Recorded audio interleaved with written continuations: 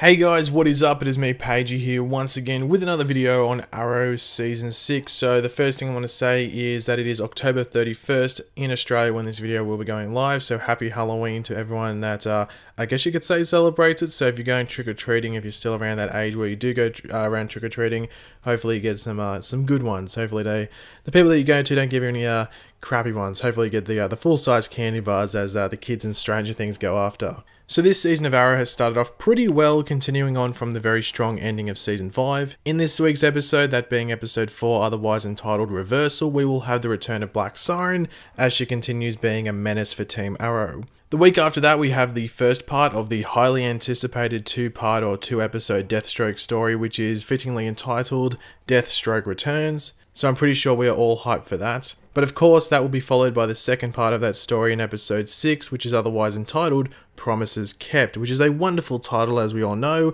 Slade always keeps his promises. Now I will quickly just play you a trailer. Some of you might have seen it before, which does contain some footage from the Deathstroke stuff, as well as Episode 6, which we are focusing on in this video. So let's watch that trailer right now.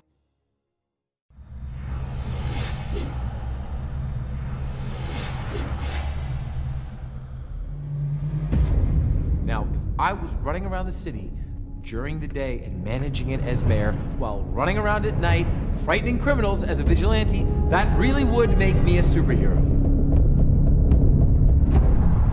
But I'm not. I'm just the mayor. Thank you very much.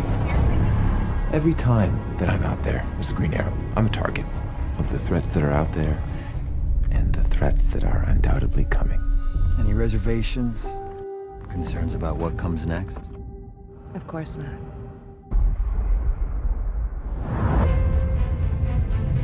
Want to tell me what happened? No. I don't know how to reach you. The trouble's fitting into this age. What? What are you talking about? I tell me. I wouldn't call having a friend who helps you get into trouble fitting in. This is for real, isn't it? Me being around more? And not the other guy? You know something maybe a mayor should not know?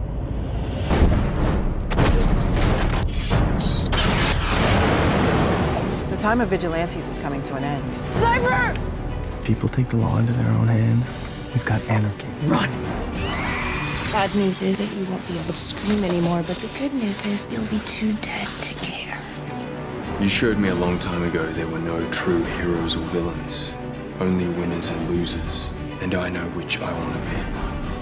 An eye for an eye. I appreciate the meeting. I know that trust doesn't come easy, but you're the only person who can help.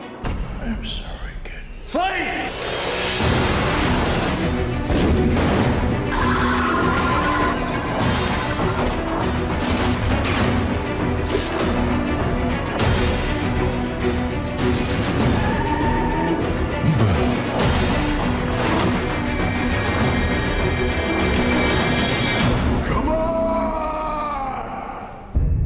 This is going to be an incredibly insightful evening.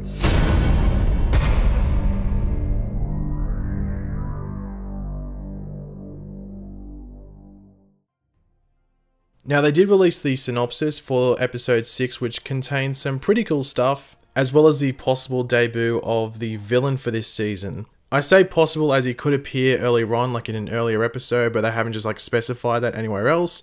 But yeah, this is the first time we're hearing his name dropped in any like promotional material. But anyway, be sure to let me know in the comments section down below what you think of all of this and anything you might have spotted in that trailer which I should have been talking about. And of course, if you do go on to enjoy the video, be sure to drop a like and subscribe to the channel if you're new. As Slade continues to uncover clues about his son's last few years, Oliver makes a big decision. Meanwhile, the Green Arrow leads the team into battle against the Dragon, a villain who is stealing valuable tech in Star City. Now, the first part of this Episode 6 synopsis goes as follows, as Slade continues to uncover clues about his son's last few years. In the episode before this one, Episode 5 obviously, the first part of this Deathstroke story, we will be learning a lot about Slade's past as his son, Joe Wilson, goes on to find out more about his father, well, the truth about his father, I should be saying.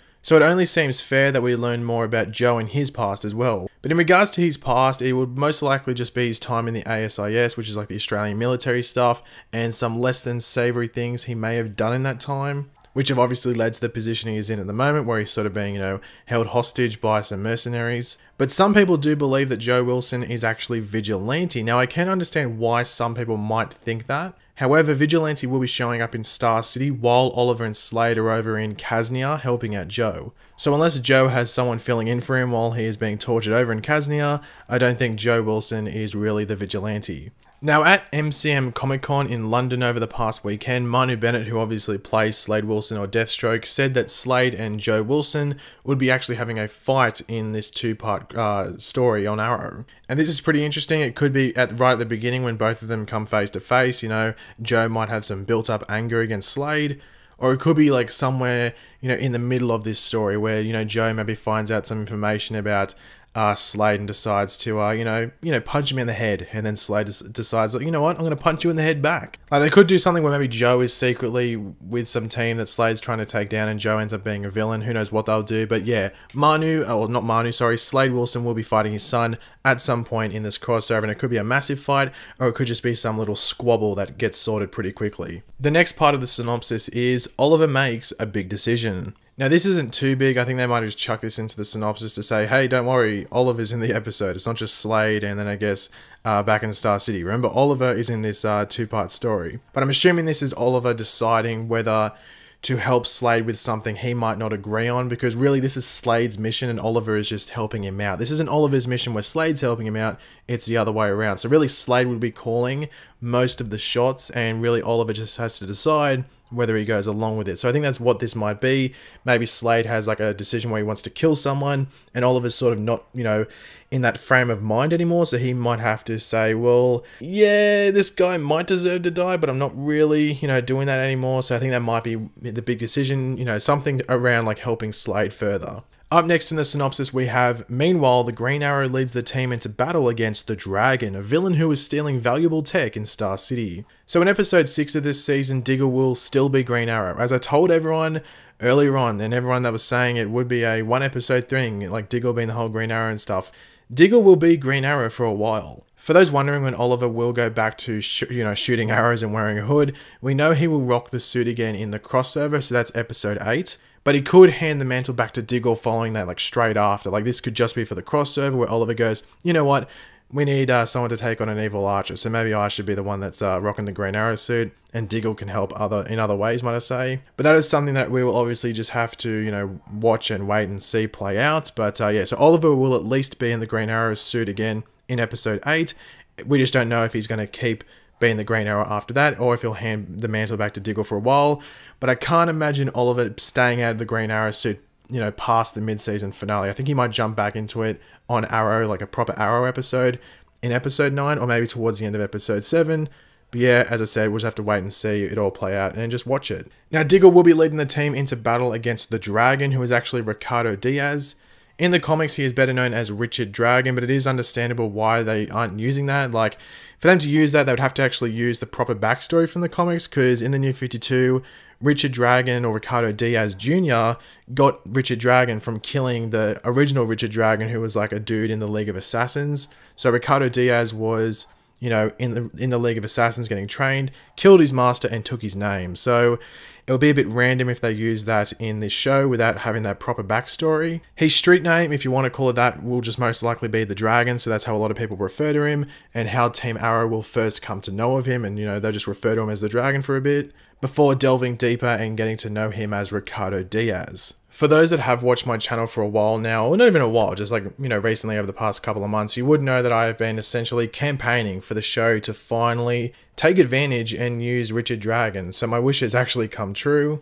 And he is being played by Kirk Acevedo, who I loved on Oz. If you have not watched Oz, he's really good on that show. And he is also great on 12 Monkeys, I've been told by a decent amount of you guys, when I've mentioned Richard Dragon and Kirk Acevedo in this role in previous videos. But I need to get around to watching that and seeing how he goes in that show. They actually did release a description for the Ricardo Diaz or Richard Dragon character, which does give you a decent setup for what to expect from him. A hardened ex-con recently released from prison for crimes he did not commit, Ricardo uses his freedom and $25 million in settlement money to establish control over Star City's criminal underworld. He's a martial arts and fighting expert honed by years of life on the street and in prison. Now, you actually do see Richard Dragon really quickly in that trailer I showed earlier, and he's, here standing and he's holding something, and what he's holding looks very similar to the drug that Diggle used at the end of last episode. Now, if you did watch my review for that episode, I did say that they could connect Diggle to Richard Dragon in this way, because I knew this description a while ago about, using his money and stuff to take control over the criminal underworld. And what's one way to, take over that? Drugs. They're a big thing. So it would not surprise me if Diggle is that bridge connecting Team Arrow to Richard Dragon and having a more personal thing going on there, a personal connection. Now, this obviously could be some other random drug, but it does look very similar to the drug that Diggle was using to fix his tremors and stuff like that. And also in the comics, Diggle is responsible for a tragedy in Ricardo Diaz Jr.'s life. And that's how Richard Dragon gets involved in attacking the Green Arrow, because Diggle was actually disguised as the Green Arrow at the time. And what's Diggle doing at the moment? He's disguised as the Green Arrow. So there's a lot of similarities to the Richard Dragon storyline in the New 52 Green Arrow comics that they are doing in this season. So we'll have to wait and see how it plays out, because we're only up to episode 3, haven't been introduced to Richard Dragon, so there could be a lot of references and even straight from that storyline that they're putting in this season. So I'm excited as a big fan of the character and just that comic storyline in general. Now, the synopsis does say that Ricardo Diaz is stealing valuable tech throughout Star City. Now, one big question you could raise here is Black Siren working for him, because Black Siren did take the T-Spheres at the end of episode 1 from the Arrow bunker or cave or whatever you want to call it. Now, last episode we did see Onyx or Onyx Adams with that Black Ops team using flashbangs that look like T-Spheres. I don't know if they look like them, but they never actually said anything about them in the episode. So they might come up in this episode. They might say, oh, that Black Ops team was using T-Spheres for flashbangs. So they might, round it around that this Onyx character was getting these T-Spheres from Richard Dragon or something like that. But yeah, so it is important to keep in mind that Black Siren did take those T-Spheres at the end of episode 1, and they could connect that back to Ricardo Diaz, because as I said, he is establishing control over Star City's criminal underworld, so it makes sense if all these different little groups or gangs were working for him, just so they could, do their criminal activity without another criminal group going after them. So someone's at the head of it, which is Richard Dragon. Then you have all these different little offshoot groups, if you want to call them that are doing work for him and getting money in the same process. But thanks for watching, guys. If you did enjoy the video, it'd be awesome if you could drop a like on the video to show your support for the video, obviously. Let me know in the comment section down below what do you think of all this. Are you excited to finally meet Richard Dragon? Let me know, do you like Kirk Acevedo on the role? I think he's a good choice.